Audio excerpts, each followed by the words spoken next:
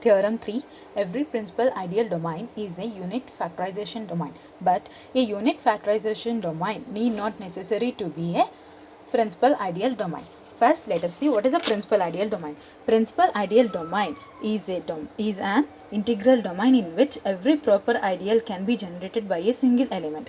What is principal ideal? Principal ideal is an ideal I in a ring R that is generated by a single element A of R through multiplication by every element of R, where the principal ideal I elements will be like AR such that small r belongs to capital R.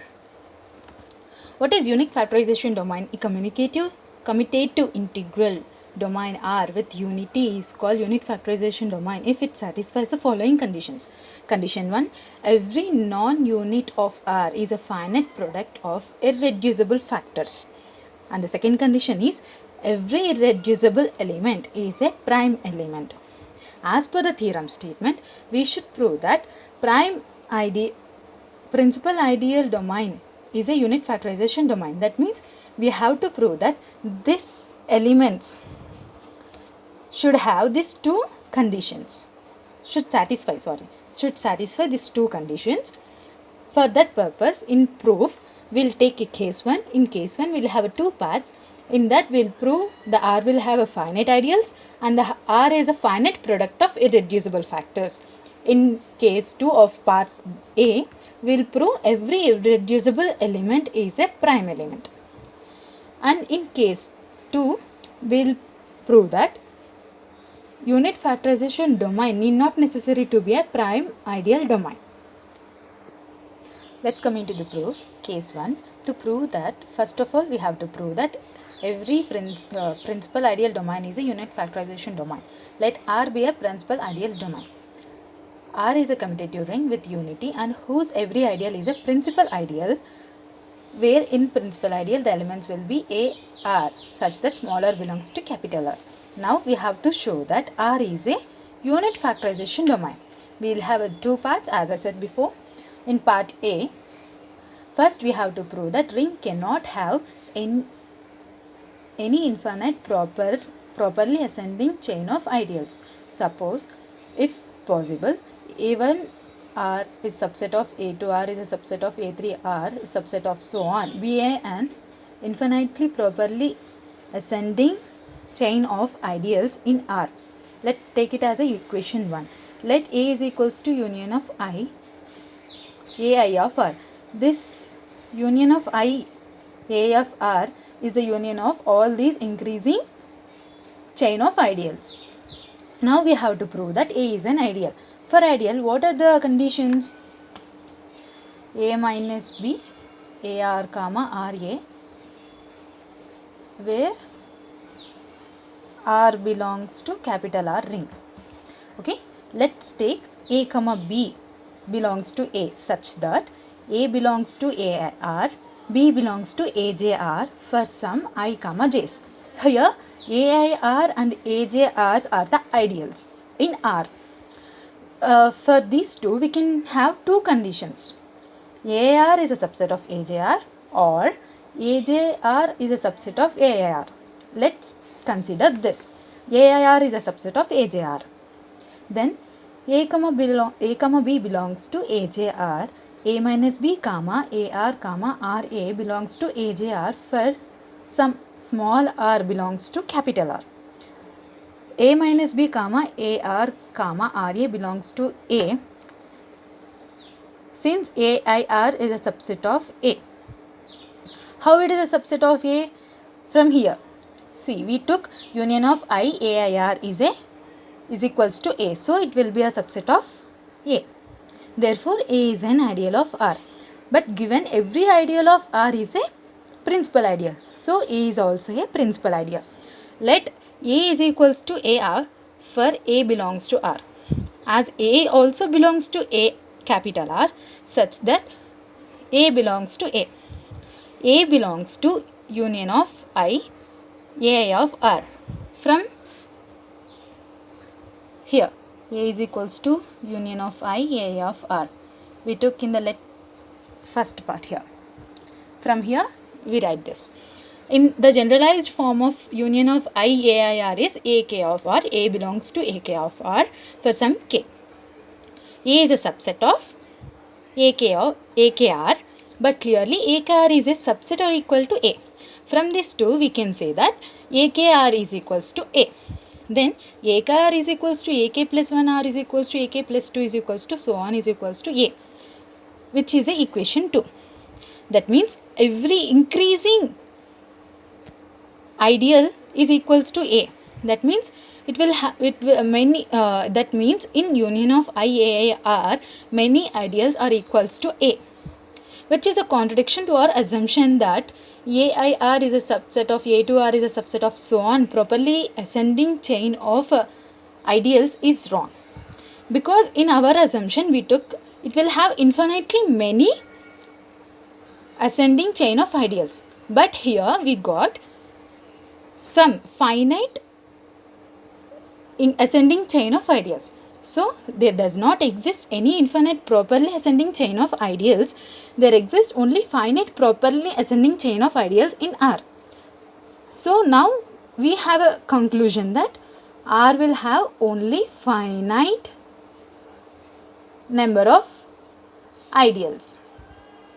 Okay, now we have to prove that every non-unit element in R is a product of product of number of irreducible elements. Let A be a non-unit element in R. In this also, if A is an irreducible element, then there is nothing to prove, because if it is an irreducible element, the theorem will end here for A.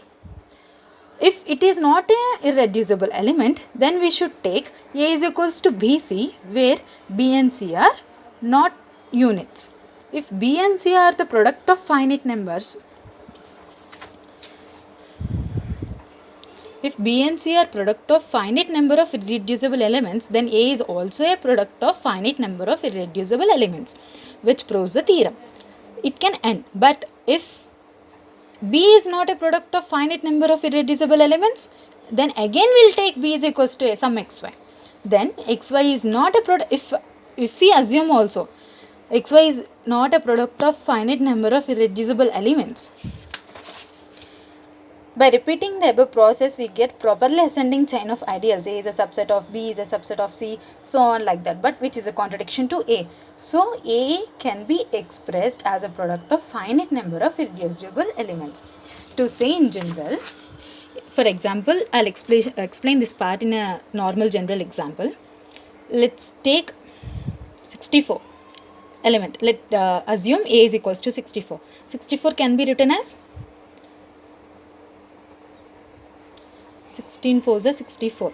Here BC, assume 16 4 as a BC, where B and C are not units. Here 16 and 4 are not units. If B and C are the products of finite number of irreducible elements, then A is also product of finite number of irreducible elements.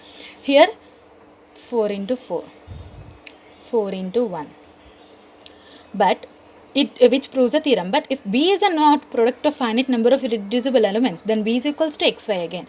Again we took here B is equals to 4 into 4. Again 4, 2 into 2. 4, 2 into 2. In this way, any element must be, at the end, should be a product of finite number of irreducible elements. Any number must be a product of finite number of irreducible elements. That's the meaning of this full paragraph. So now here we got the first condition. The first condition of the unit factorization domain. Here every non-unit of R is a finite product of irreducible factor. Now we are going to prove this second condition. Every irreducible element is a prime element. What is a prime element? Prime element, if P is here P is not a unit, and if P divides AB, it should either divide A or B. For example, if we take 3 divides 15, it can divide either 5 or 3. 3 can divide only 3. It cannot divide 5. As that, now see, now we have to show that every irreducible element is a prime element.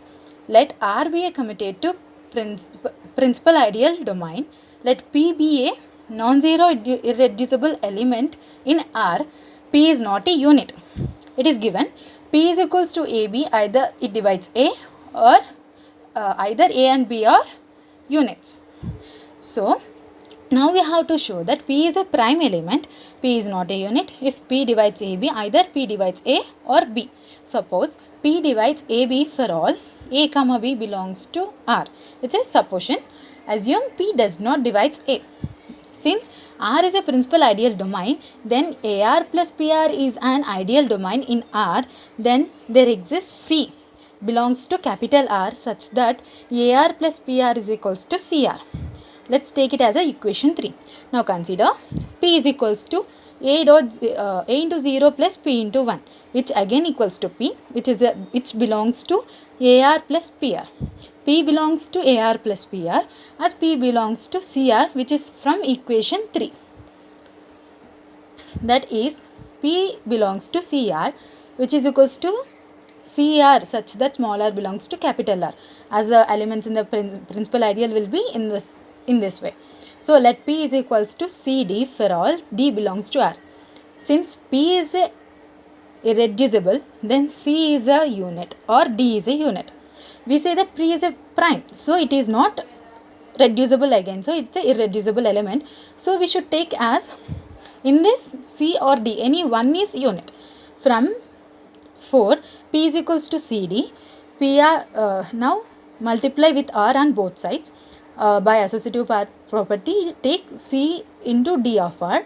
PR is equals to CR, where D is a unity. So we will take D into R as D into R as D.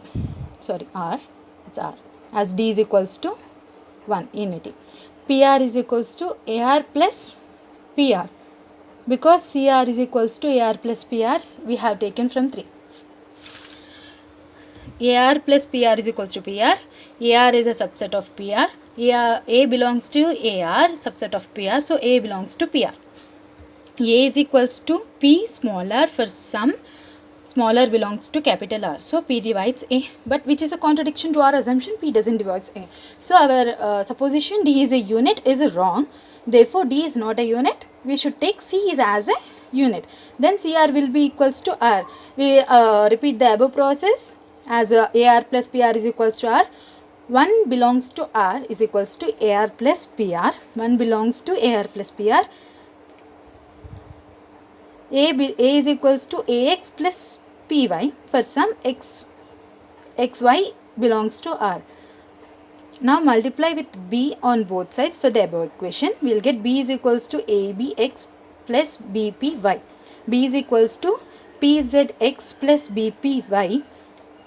As we know this P divides AB. We took in our assumption P is equals to AB, either AB is unit.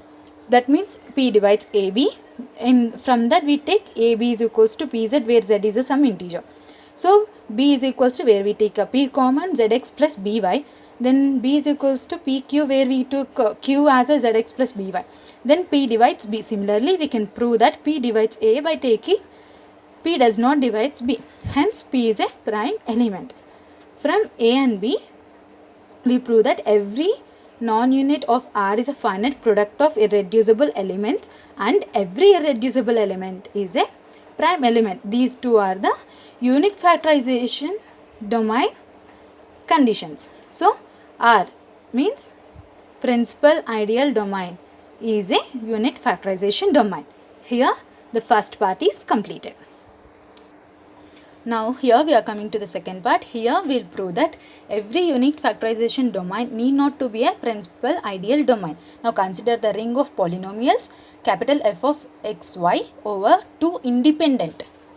Please remember this, independent variables x comma y, where F is a field.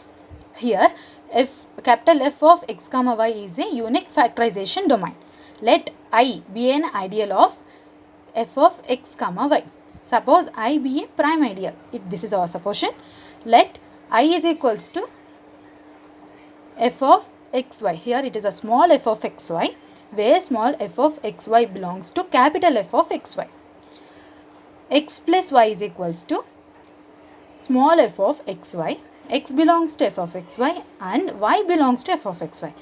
x is equals to c into small f of xy, y is equals to d into small f of xy, where c comma d not equals to 0 and the c comma d belongs to capital F of xy, means this belongs to unit factorization domain. So let's take from here, small f of xy is equals to x by c and small f of xy is equals to y by d. From this two we can take these two are equal, as the LHS are equal we can equate the RHS. X by c is equals to y by d, dx is equals to cy, dx minus cy is equals to 0, where c comma d's are not zeros. So from this we can say xy are linearly dependent, but which is a contradiction to xy are linearly independent. We took here C, two independent variables xy, where f is a field. So our supposition I is a prime ideal is wrong. I is not a prime ideal, therefore f of xy is not a prime principal ideal domain. Sorry, if it's not a prime ideal, it is a principal ideal. Therefore I is not a principal ideal, f of xy is not a principal ideal domain. Here we prove that f of xy is a unit factorization domain, right? Unit factorization domain is not a principal ideal domain, hence proved. Thank you.